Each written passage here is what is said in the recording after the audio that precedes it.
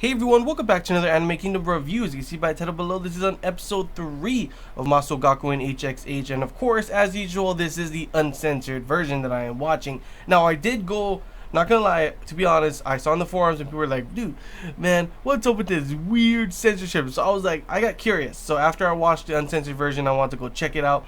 Went to go check it out, and yeah, what the hell? I don't know if it was just the one I was watching. I'm pretty sure that's just how it is. But the censorship is weird. It's not some mistiness coming in or shining of light coming in or something. It's all of a sudden he, like, for example, with Aine, he grabs her boob, and all of a sudden, like, it's a freeze frame, and you hear the, oh my god, like, you know, all the stuff happening, but it's just like this. That's all you get, like, going on. I was just like, that's the weirdest censorship I've ever seen. Now, it's just weird because, I mean, at least you get to see it kind of in a way at the starting point. You don't get to see like groping or anything.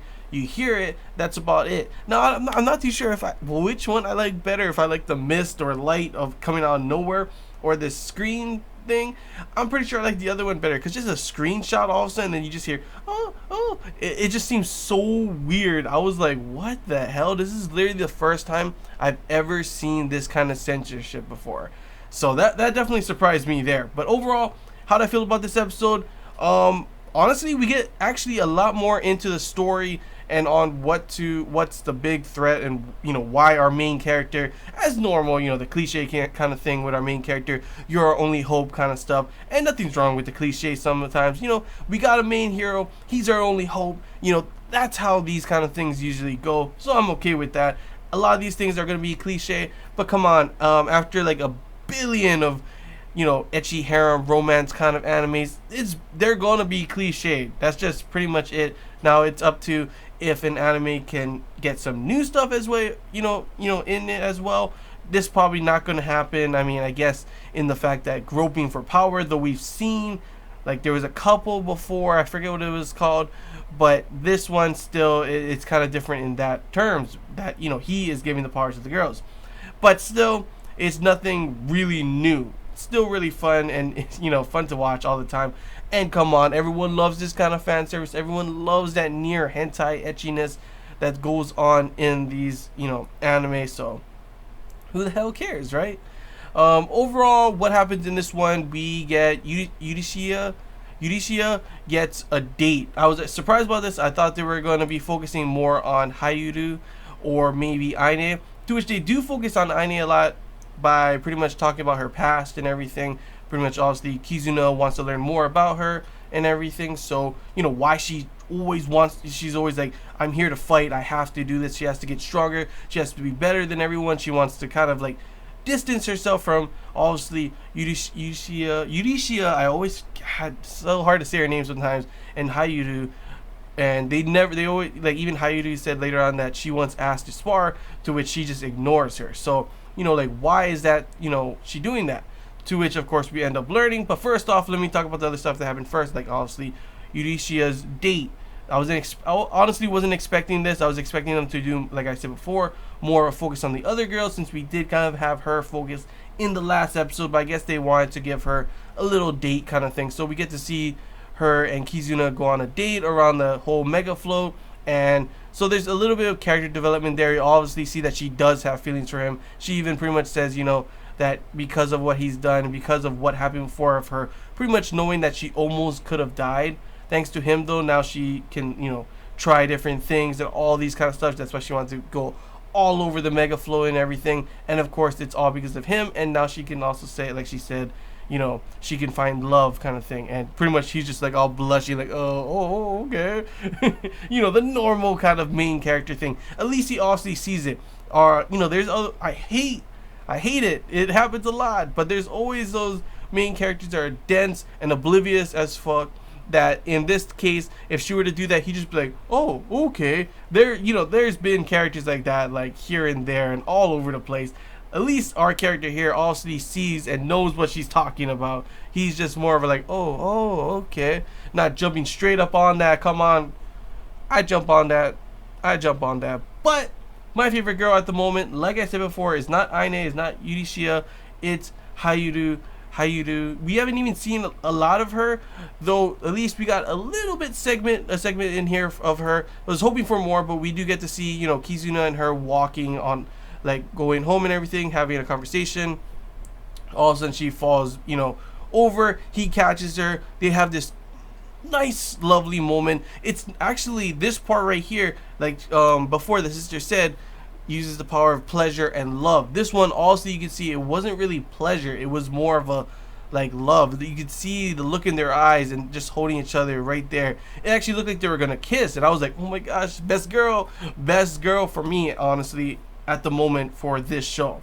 But of course, in the end, she ends up, after, you know, doing the heart hybrid thing, like, oh my gosh, I can't believe I did something so ecchi kind of stuff. And I'm just like, what do you mean? You guys didn't even do anything. You just fell over, he caught you, and you had an intimate, you know, pretty intimate moment together, but nothing like handsy and stuff like obviously we've seen with the other girls already. That's pretty much already, you can't get more than that.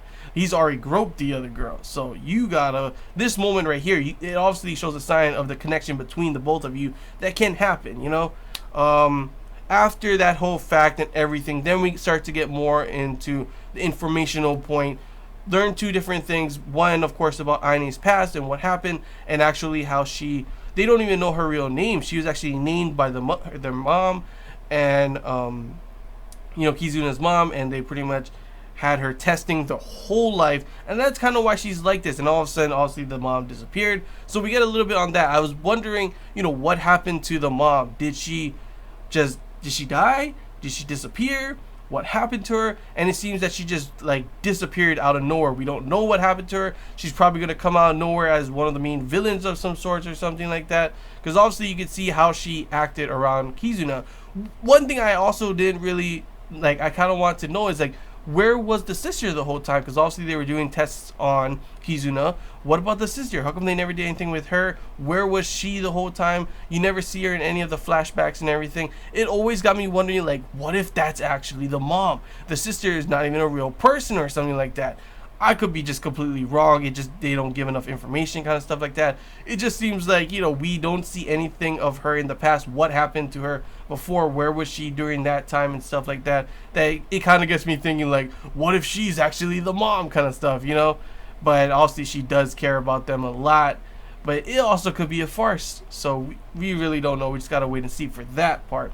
And then, of course, we learn about the test that they were doing and how, you know, when they were making the hybrid gears and stuff, and pretty much showing them kill someone, the mom killing someone just for data. Like, wow, that bitch is cold-blooded. No wonder, man, she's messed up, saying her son is useless, killing off this person, even though obviously oh man, I feel sorry. Like, I was like, wow, I cannot believe that girl was just like, please stop, no, and just cold-blooded, did not give a crap. And everyone in there as well, no one objected, like, what are you doing? You can't do this. They're all like, nope, we gotta do this. And I get these kind of times, you know, they're trying to figure out a way to destroy the enemy. Yes, I get that in a way, but gosh, man, you have the data. You didn't need to kill the person.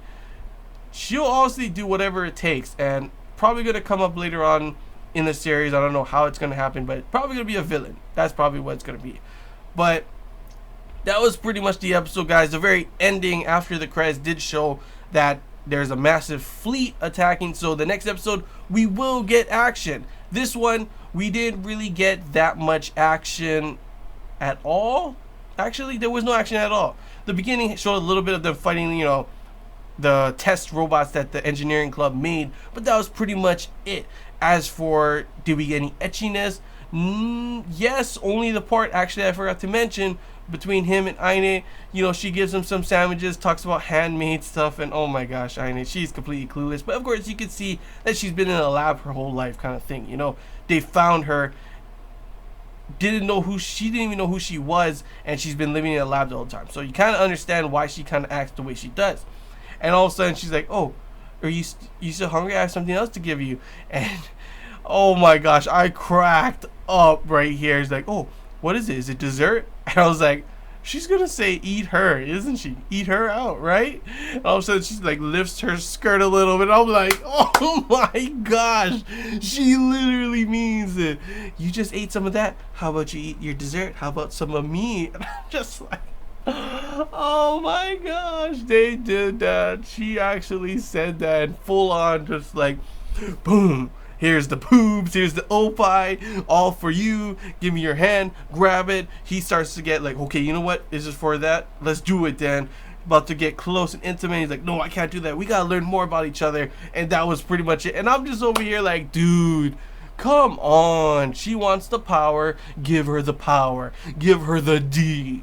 That's pretty much what I gotta say. But yeah, overall, that was pretty much the episode. Like I said before, this one was a little bit more character development, showing and talking about Aine, showing that a little bit of chemistry between Kizuna and Hayuru, showing a date between Yushiya and him, and then of course talking about a little bit of how the hybrid gears were made, the fatal flaw, of course, that if they lose everything that's their life force, they will die, and that's what happens. That's why he is the only one that can save them, because he can replenish their, their heart hybrid gears thing. So that's pretty much it. Of course, like I said, at the very end we get the big cliffhanger with a huge fleet coming. So at least next episode we will get some crazy action. Who will he grow up in that episode? Will it finally be Hayuru, because he has not done that yet, or will it be Aine, or will it be Yurishiya? Who knows? We just gotta wait to see in the next one, guys. But yeah, that's all I gotta say, guys. So always enjoy this Anime Kingdom review.